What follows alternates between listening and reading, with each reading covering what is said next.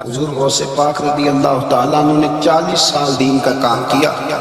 صبح کے وقت فقہ کا درس دیتے تھے، فجر کے بعد کچھ دیر کا ناشتہ کرتے سو جاتے، پھر آ کے مدرسے میں پڑھاتے باقاعدہ بچوں کو۔ غوث پاک رضی اللہ تعالیٰ عنہ کی سیرت پر آپ ساری کتابیں پڑھ لیں، ساری کتابیں لو، میں نے بھی بڑی دعویٰ کر دی، یعنی ساری کتابیں جتنی اب تک چھپی ہوئی ساری پڑھ لو، کہیں نہیں ملے گا کہ ہم غوث پاک کے آستانے پہ گئے۔ غوث پاک کسی بندے نے یہ نہیں کہا ہم غوث پاک کے آستانے پہ گئے، غوث پاک کے دربار پہ گئے، سب نے یہی لکھا ہے کہ ہم حضور غوث پاک کے مدرسے میں گئے۔ ہمارے نا مدرسوں میں سبق تقسیم ہوتے ہیں، سال جب شروع ہوتا ہے نا تو سبق تقسیم ہوتے ہیں، ہمارے مدرسے میں بھی تقسیم کرتے ہیں ہمارے مولانا۔ آپ حدیث پاک پڑھائیں گے، فلانا استاد منطق پڑھائے گا، فلانا فلسفہ پڑھائے گا، فلانا یہ سبق تقسیم ہوتا ہے، فلانا قرآن، فلانا حدیث، فلانا فقہ۔ تو غوث اعظم کے مدرسے کے جو ناظم تعلیمات تھے وہ کہنے لگے حضور سبق بانٹنے ہیں تو آپ کو کون کون سے سبق دے دیں، کون کون سا پیریڈ پڑھائیں گے؟ تو آپ فرمانے لگے نہیں پیریڈ رہنے دو۔ حضور پھر فرمایا اس طرح کرو، لائق بچے تم رکھ لو اور نالائق سارے مجھے دے، میں جانوں اور نالائق جانوں، نالائق سارے میرے۔ غوث پاک رضی اللہ تعالیٰ نالائق سارے رکھ لیے، کند زیر، اور حضور غوث پاک ان کو اسباق پڑھایا کرتے، ان پر محنت کرتے۔ فجر کے بعد فقہ کا درس، 10 بجے مدرسے کی کلاس، زور کے بعد حدیث پاک کا درس، مغرب کے بعد تفسیر بیان، بانج علموں جو کرے فقیر وہ کافر مرے دیوان، اور عشاء کی نماز کے بعد ہفتے میں 3 جلسوں سے خطاب، اور یہ سارے کام کر کے نہیں تو پھر بھی غوث اعظم جب دنیا چلی جاتی تو وضو کر کے مصلی پہ بیٹھ گئے، اور 40 سال بیت گئے، ساری رات اللہ کی بارگاہ میں عبادت کرتے، 40 سال حضور غوث پاک کو اللہ نے بڑا اعزاز دیا، کتابیں لکھی، ڈیوٹی کی، محنت کی، کوشش کی پوری دنیا میں۔ میں پہلے بھی بتا چکا ہوں، پھر بتاتا ہوں، یہ جو صلاح الدین ایوبی کا بہت نام لیتے ہیں، بہت بڑے مجاہد تھے۔ صلاح الدین ایوبی کے ساتھ 70,000 کی فوج تھی، سارے کے سارے غوث پاک کے مرید تھے۔ صلاح الدین ایوبی نے حضور غوث پاک کی زیارت نہیں کی، پر تعلیم غوث پاک کے مدرسے میں حاصل کی۔ جس کو بڑا شوق ہو نا کتابیں دیکھنے کا وہ میرے پاس آئے، میں دکھاؤں گا انشاءاللہ۔ صلاح الدین ایوبی حضور غوث پاک کے مدرسے کا طالب علم ہے۔ یہ آپ کے ملک میں 2-3 دن سے رٹا چلتا ہے، وکیلوں کا، ڈاکٹروں کا، کل سے یونیورسٹی کا بھی چل جائے۔ یہ لڑائی کسی مولوی 2 گروپوں میں ہوئی ہوتی نا،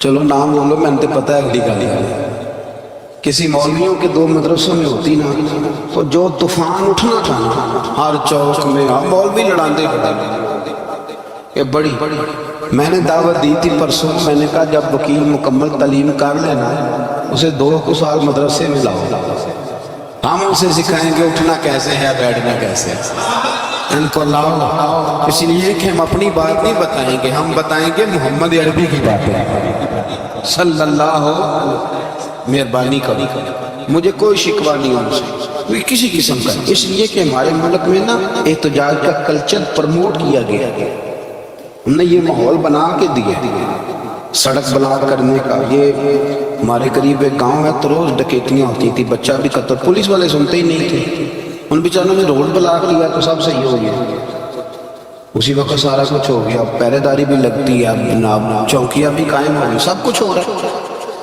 مزاج بنا دیا۔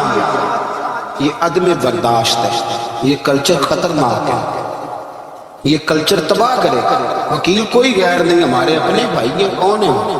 ڈاکٹر کون ہے؟ ہمارے اپنے، بچے یونیورسٹی میں لڑے کون ہیں؟ ہمارے اپنے، ہم ان کو کاٹ کے نہیں پھینک سکتے، یہ کوئی دوسرے لوگ نہیں، سب کو ضرورت ہے ایک دوسرے کی، لیکن خدا را مہربانی کرو معاشرے میں برداشت کا کلچر پیدا کرو، سکون کا کلچر پیدا کرو، سہنا سیکھو۔ سنو ایک بات کرتا ہوں، اللہ کرے کہ میں سمجھا سکوں، سارے فیصلے خود نہ کرو، اگر تمہیں نظر آئے نا کہ آپ کے ساتھ کہیں ناانصافی بھی ہو رہی ہے تو ساری عدالتیں دنیا میں نہیں لگنی، ایک قیامت میں بھی لگنی ہے۔ ہاں امام حسن کو زہر دے دیا گیا، تو امام حسین کہنے لگے بھائی بتاؤ کس نے دیا ہے؟ فرمایا حسین اگر وہی وہ نہیں جس پر مجھے شک ہے تو میں کسی آدمی کا بلا وجہ تمہیں نام کیوں بتا دوں؟ کہا پھر بھائی آپ اشارہ تو نہیں بتا دیں؟ تو فرمایا حسین اگر وہی ہے جس پر مجھے شک ہے تو پھر بھی میں نے فیصلہ اپنے رب پہ چھوڑ دیا۔ فرمایا میرے رب سے زیادہ بہتر فیصلے کرنے والا کوئی موجود، کچھ فیصلے اللہ پہ چھوڑ دو، آپ یقین کریں آپ کو بڑا ہی مزہ آئے گا، آپ کو سکون آئے گا زندگی میں۔ کچھ فیصلے اللہ پہ چھوڑو، برداشت کا کلچر پرموٹ کریں اس وطن کے اندر، یہ بڑا پیارا ملک ہے، اس میں برداشت کا کلچر پیدا کریں۔ وکیل کو ہر وقت ڈاکٹر کی ضرورت ہے، ڈاکٹر کو ہر وقت وکیل کی ضرورت ہے۔ ہم ایک دوسرے کے بغیر دیکھیں نا، میں نے آئین بھی رکھا ہوا ہے پاکستان کا، لیکن اس کے باوجود تو مسئلہ بن جائے تو میں کسی وکیل صاحب کو فون کرتا ہوں، میرے دوست ہیں، میں پوچھتا ہوں کہ یار یہ مسئلہ اس کا کیا ہے؟ ہم مل کے رہتے ہیں معاشرے میں۔ برداشت کے کلچر کو پرموٹ کریں، پیار کریں، محبت بانٹیں، یہ وطن ہے، اس کو مل کے سنواریں گے تو انشاءاللہ تعالیٰ یہ رسول اللہ کے دین کا قلعہ بنے گا۔ اس پہ اس سے پیار کریں، مثبت غلط بات ہے تو اس کو آپ سمجھائیں، اس پر تبلیغ کریں، لیکن یہ نہ کریں کہ آپ عدم برداشت کا ماحول پیدا کریں۔ حضور غوث پاک رضی اللہ تعالیٰ عنہ دین کا کام۔ ایک بات، اللہ والوں کے پاس لوگ دعاؤں کے لیے جاتے ہیں، کیوں جاتے ہیں؟ سنو، میرے ساتھ ایک شخص رہتا ہے، صبح سے شام تک میری ڈیوٹی کرتا ہے، نوکری کرتا ہے، خدمت کرتا ہے، گاڑی چلاتا ہے، یہ کرتا ہے، وہ کرتا ہے۔ ایک صاحب ہیں جو 3 سال کے بعد ملتے ہیں، وہ جو 3 سال کے بعد ملتے ہیں وہ شکوہ کرتے ہیں کہ پیر صاحب اس کی بات زیادہ مانتے ہیں۔ پیر صاحب اس کی طرف جائیں، یہ سارا دن پیر صاحب کی مانتے ہیں، نہیں سمجھ آ رہی ہے آپ کو بات؟ یہ مزاج ہے نا جی۔ ایک بندہ سارا دن دنیا داری کرے، مال کمائے، پتہ نہیں جھوٹ بولے، بڑا کچھ کرے، اور ایک اللہ کا ولی جو اپنا بنائے کچھ نہیں، سارا دن رسول اللہ کی باتیں کرے، سارا دن اللہ کے دین کی خدمت کرے، اور بھائی وہ جب ہاتھ اٹھاتا ہے نا تو پھر اللہ اس کی بات کو قبول کرتا ہے۔ کچھ میرے خاص ہیں، کچھ تیرے خاص ہیں، تو کچھ رب کے بھی خاص ہیں، اور اس پر بھی میں پہلے آیت پڑھ لوں گا تاکہ دلیل مضبوط ہو جائے۔ اللہ فرماتے ہیں واللہ یختص برحمتہ من یشاء، فرمایا میں نے کچھ بندوں کو اپنی رحمت سے اپنا خاص بنا دیا۔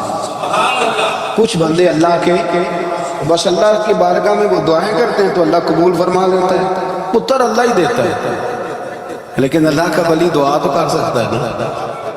اللہ کا ولی، میری بات کی سمجھ آ رہی ہے؟ بیٹا کون دیتا ہے؟ اللہ۔ حضرت محدث اعظم رحمۃ اللہ علیہ کے پاس ایک شخص نے آ کے کہا ولی اللہ بیٹا دے سکتا ہے؟ آپ فرمانے لگے ولی اللہ اللہ سے ملا سکتا ہے؟ نہیں وہ تو ہے ہی ولی اللہ، تو اس نے ملا دینا ہے۔ تو فرمایا جو اللہ سے ملا دے بیٹا تو چھوٹی سی بات ہے، تو دیکھنا کہ جو اللہ تک تجھے لے گیا ہے تو پھر پتر پیچھے رہ گئے، لیکن بیٹا دیتا کون ہے؟ بول کے بتائیں، بول کے اللہ دیتا ہے۔ دعا کون کرتا ہے؟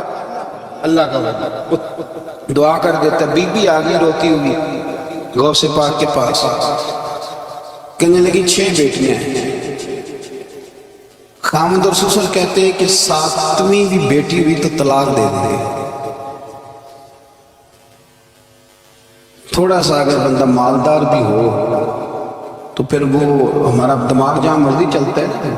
یہ جہالت آج بھی بہت ساری جگہوں پہ پائی جاتی ہے۔ تہذیب سکھاتی ہے جینے کا سلیقہ، تعلیم سے جاہل کی جہالت نہیں جاتی۔ تو رو پڑی۔ حضور غوث پاک رضی اللہ تعالیٰ عنہ نے بلایا اس کے شوہر کو بھی اور سسر کو بھی، فرمایا یہ دیکھ یہ تو اللہ کے کام ہے، جس کو چاہے بیٹیاں دے، جس کو چاہے بیٹے دے۔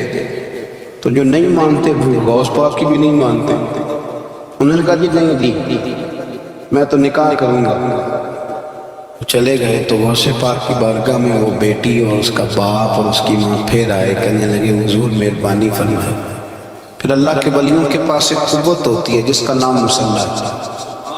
مسلح بہت بڑی طاقت، بہت بڑی۔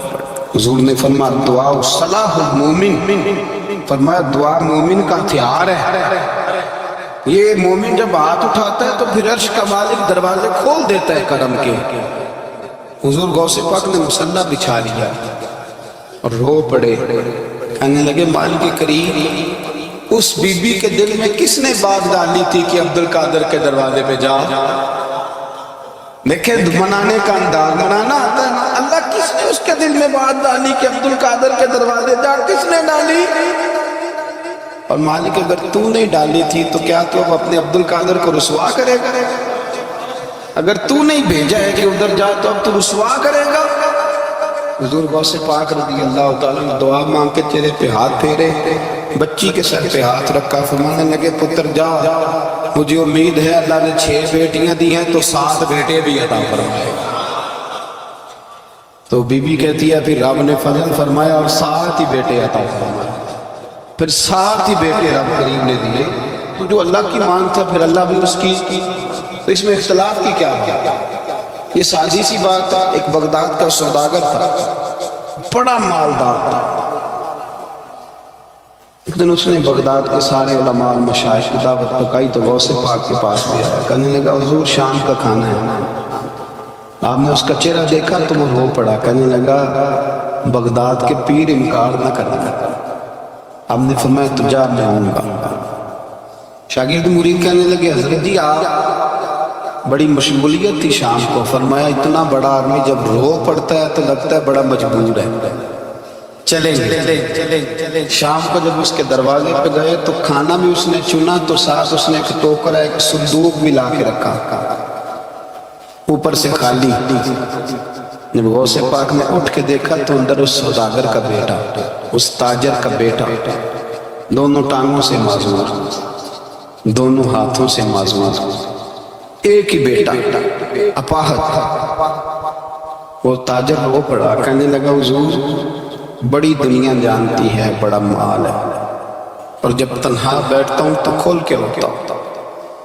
وہ بے نیاز ہے نا، ساری زندگی کے بعد ایک بیٹا دیا تو وہ بھی اپاہج ہے. حضور بال سفید ہو گئے. لوگوں کی اولاد بڑھاپے کا سہارا بنتی ہے. میں بوڑھے وقت میں اس کو اٹھا کے پیشاب پخانے کے لیے لے کے جاتا ہوں. بغداد کے عبد القادر سنا ہے جب تو دعا مانگتا ہے تو رب قبول فرما لیتا ہے. تو مہربانی فرما اگر میرا پتر ٹھیک ہو جائے، میرا زور کوئی نہیں، مالک بے نیاز ہی بڑا ہے، اگر مہربانی ہو جائے. تو غوث پاک نے پھر مصلی بچھایا. مصلی بچھا کے کہنے لگے مالک تو اپنے بندوں کے دل میری طرف کیوں موڑتا ہے؟ اور اگر موڑتا ہے تو پھر رحمت کی نظر فرما، بندہ نوازی فرما. ایک باپ اتنے رو رو کے آنسو بہا رہا ہے تو کرم نوازی فرما. حضور غوث پاک نے ابھی چہرے پر ہاتھ نہیں پھیرے کہ بچہ اللہ اکبر کہتا ہوا صندوق سے باہر نکل آیا.